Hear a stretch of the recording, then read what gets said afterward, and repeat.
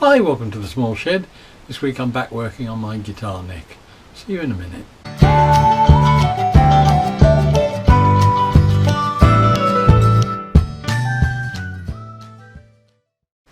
So last time we left the guitar, it was all clamped up with the fretboard in place. Let's go and see how that's dried out and make a start on putting some dot markers in. So here we are, 18 hours on. Moment of truth.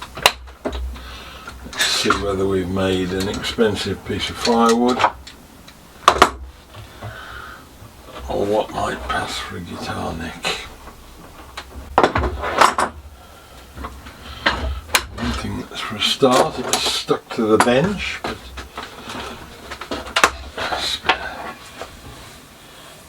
the initial signs are okay, I think. We'll just slip this bit of tape off around the fretboard.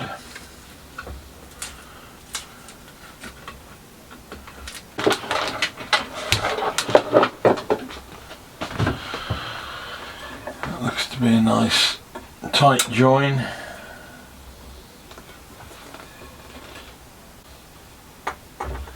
Certainly kept the glue squeeze off the neck.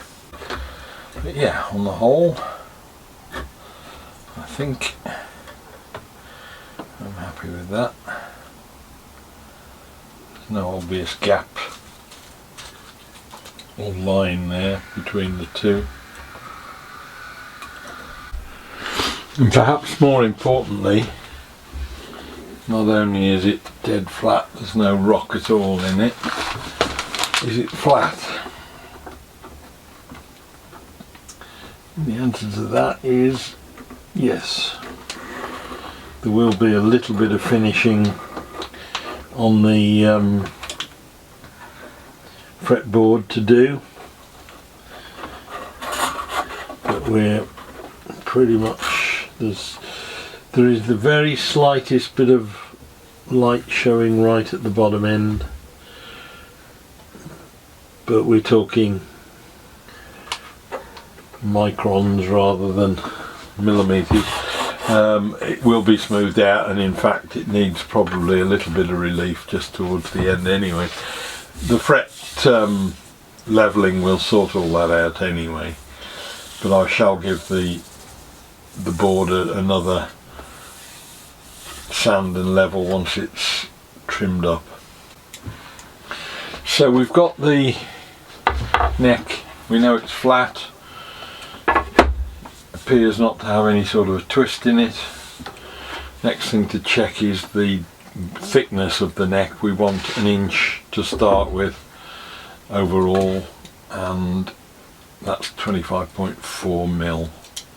So we'll zero out that. So at the neck we have 25.76 in the middle. We have 25.79, sorry, and at the bottom we have 25.67. So it's pretty consistent. Happy with that. Little bit of room, 0.2 of a mil or so, just to allow for sanding. Now I've got a bottom bearing cutter now to cut the edge of the fretboard. I'm going to have a go at this end very, very gently. What I've done is I've set it so that it's only just taking a little bit off the bottom edge. See how it behaves with that first, and if it's still a problem I'll sand it away first and just do the end piece with sanding. But we'll give it a go first with the cutter.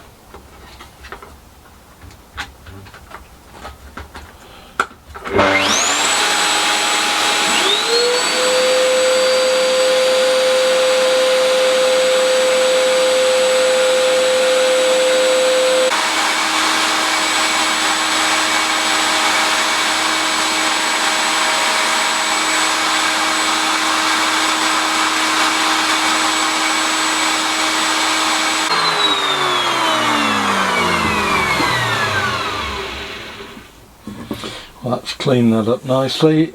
Just going gently at that end hasn't caused any problems. Just wants a little tickle around the edges now with a sandpaper. But that, once again, has been quite rewarding and enjoyable. Right, now it's time for another potentially make or break job on the fretboard, and that is marking out for the dot markers that need to go on the face and the side. I've already had a play to get a rough idea that it'll work and how I should be doing it, but marking them out is the most fraught bit. They've all got to be dead centered on the center line, apart from the ones at the 12th fret which are either side. There are two, but more importantly they've got to be in the right positions on the fretboard, otherwise it renders the whole thing useless. But first of all, I'm just going to mark with pencil the centers of where I believe they should go, and I'll then compare that and check and double check and treble check, and then when that's done I'll get an awl and just put a mark in on that point, and then I can drill with a brad point bit for the markers. So there's one at 3, one at 5. At 5. Then when that's done, I'll transfer these centre points onto the side, on the top side, so that again there'll be a marker in the edge of the fretboard as well, but they're only a 2mm hole. So that's all the positions marked. If I just line that through, it looks okay, but at least now I can put a vertical on the exact spot. Right, now put the rule down the centre line, and wherever there's the marks that I've got, they appear to be fine, but I will just put a vertical so that they line through exactly right. Now I've checked, double checked, triple checked. I've put a black dot on everywhere it needs an awl punching in, just to make sure I didn't do something stupid like put one in the middle of the 12th fret rather than either side. I will now just put a little awl mark.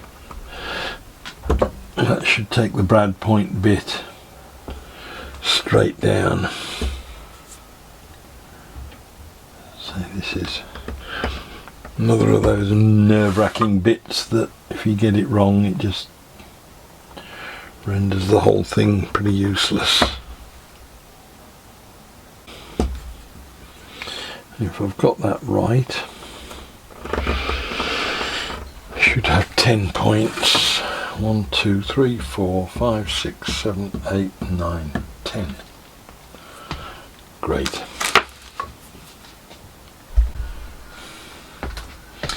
Shouldn't need to go too deep with these. It's just to take the couple of millimetre or so of the insert.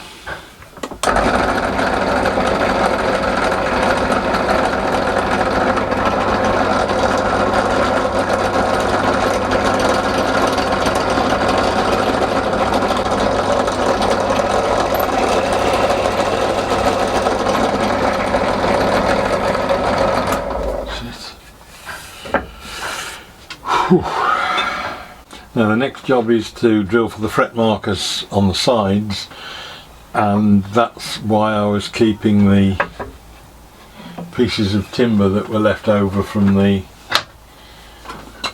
cutouts for just this sort of thing on the sides, because when I put that back it puts the whole thing back into a right angle from the drill press being vertical in the actual side, so that will hold it at the right level. I've marked them again with the little awl Depth isn't quite so important on these because they'll just be pushed in as far as they'll go, but we'll just drill a few and see how we get on.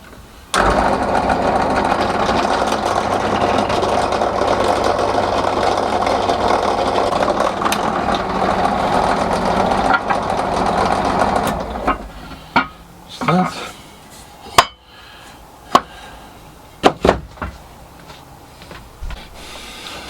So now it's on to gluing the side markers in, just basically putting a spot of super glue in to the hole and then picking up one of the little power shell 2mm diameter inserts.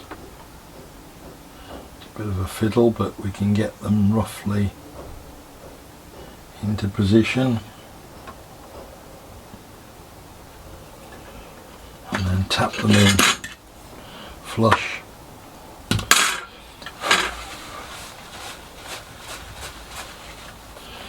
And then once that's dry, just file them flush finally.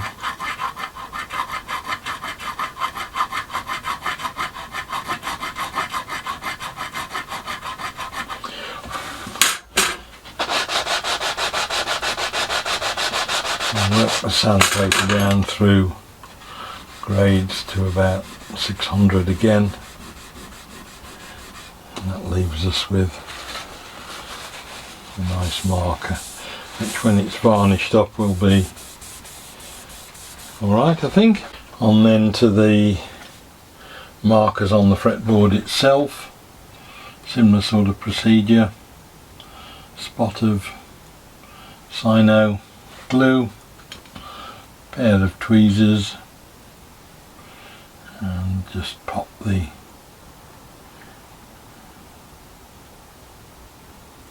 markers in, and then we'll sand and sort them out when they're dried out a bit.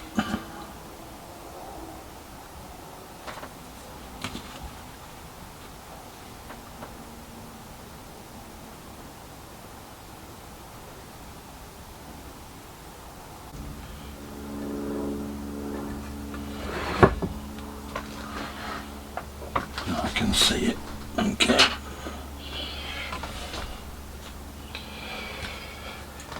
And the last one.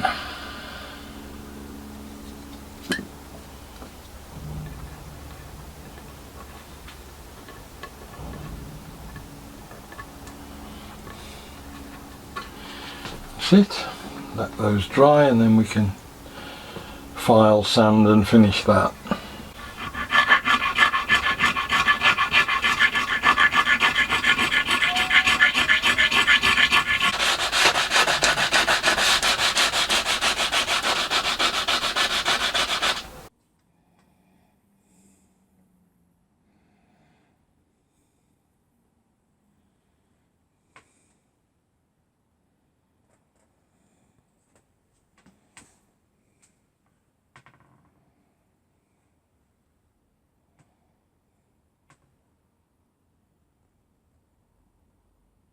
Well, it's another step further forward. It's taking its time, but I'm enjoying it and doing it to the best of my abilities as slowly as it needs to be. Hopefully next week we'll be doing something totally different, and I hope to see you then. Bye!